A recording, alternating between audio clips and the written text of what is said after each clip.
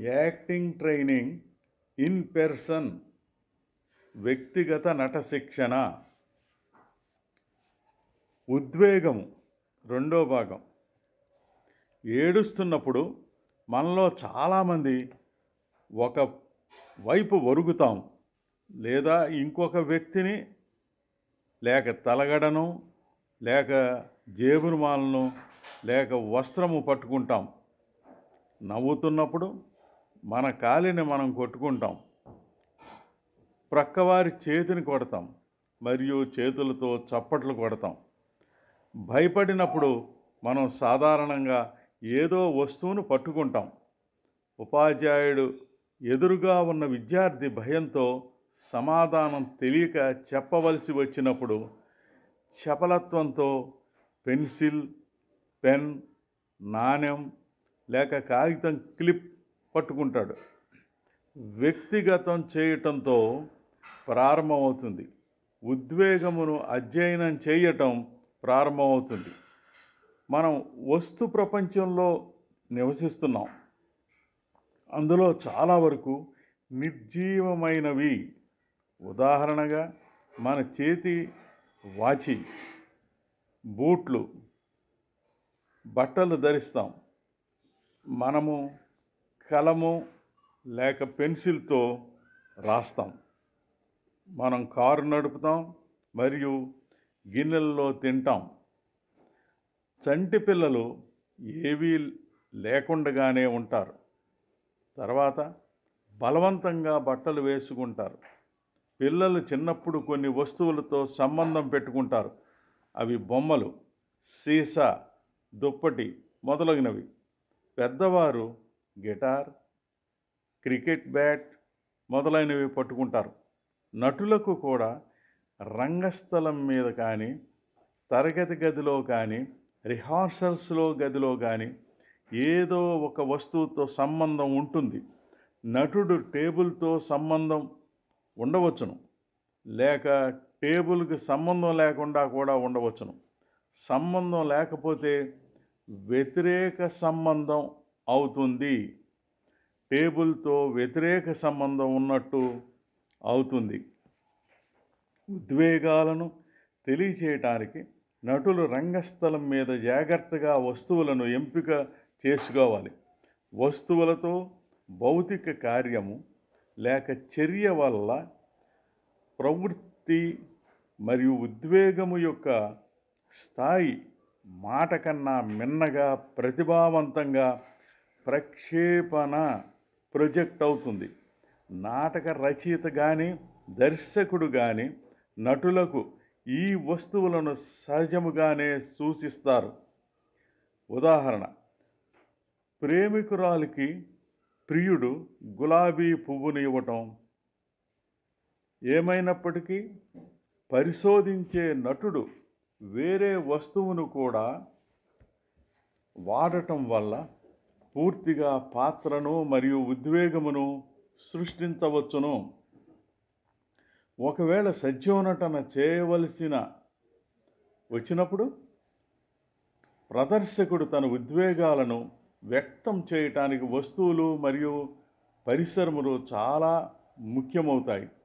సత్యోనటన ప్రదర్శనలో ఒక కుర్చీ మాత్రమే ఉండవచ్చును. అవసరమైన ఉద్వేగాలను దానితోనే చేసి చూపించవలసి వస్తుంది. ఉదాహరణగా, నటుడు కోపంగా వెళ్ళినప్పుడు అడ్డుగా ఉన్న కుర్చీని దూరంగా విసరవచ్చును. అలా వస్తువుతో స్పష్టంగా ఉద్వేగమును ప్రదర్శించవచ్చును. నటులు సాధారణంగా ఉద్వేగాలను వ్యక్తం చేయటానికి వస్తువులను ఎంపిక చేయటంలో వ్యక్తిగతంగా ఉంటారు.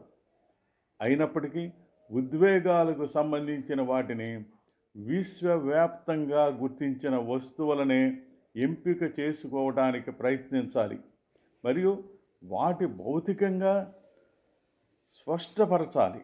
ఉదాహరణగా, జేబురుమాల విశ్వవ్యాప్తంగా ఏడుపుకు సంబంధించినది.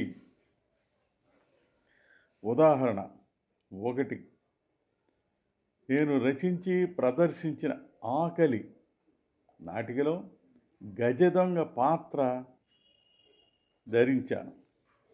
అతను దారి దోపిడీలు చేస్తాడు, ప్రతిఘటిస్తే చంపేస్తాడు. అతని క్రూరత్వాన్ని ప్రదర్శించడానికి చంపిన కోడిని కాల్చటం చూపించాం. ఎవరు ఎప్పుడూ చేతిలో కత్తి ఉంటుంది.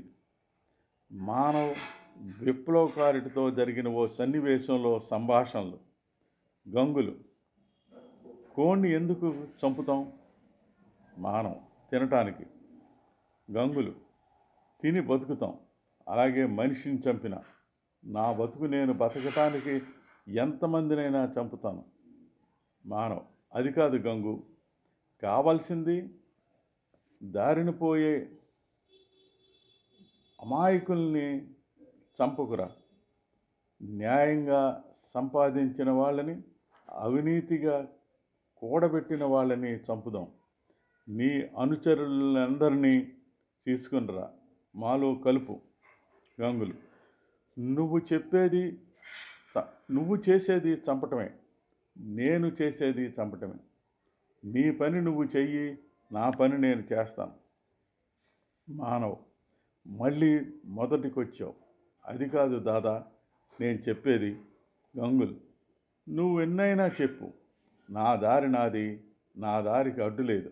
అడ్డొస్తే మెళ్ళో గుడ్డ ముడేసి 2 చేతులతో అర్థవంతంగా లాగుతాడు. మానవ్: దాదా నేను చెప్పేది ఆలోచించు. గంగులు: నాకు అనవసరం. మానవ్ మొండి సమాధానం. గంగులు: అర్థం లేని వాగుడు. మానవ్: నీకు అర్థం కావటం లేదంతే. గంగులు: అసలు నాకు అక్కర్లేదు. మానవ్: మూర్ఖంగా ప్రవర్తించుకు. గంగులు: మానవ్ అరుస్తాడు. మానవ్: ఏ అలా అరిచావు? గంగులు: ఇది పులిరా. నవ్వుతాడు. పులిలా బతుకుతా. మానవ్: అది క్రూర జంతువు. గంగులు: మానవ్ కత్తెత్తుతాడు. చేయి దించేస్తాడు. మానవ్: ఏ ఆపేశావు? గంగులు: ఏదో మమకారం. మానవ్: పెళ్ళాం పిల్లలు లేని నీకు? గంగులు: మానవ్ అరుస్తాడు. మరోవైపు తిరిగి బాధపడుతూ చెలిస్తాడు. Lights off. మరికొన్ని విషయాలు మరో భాగంలో.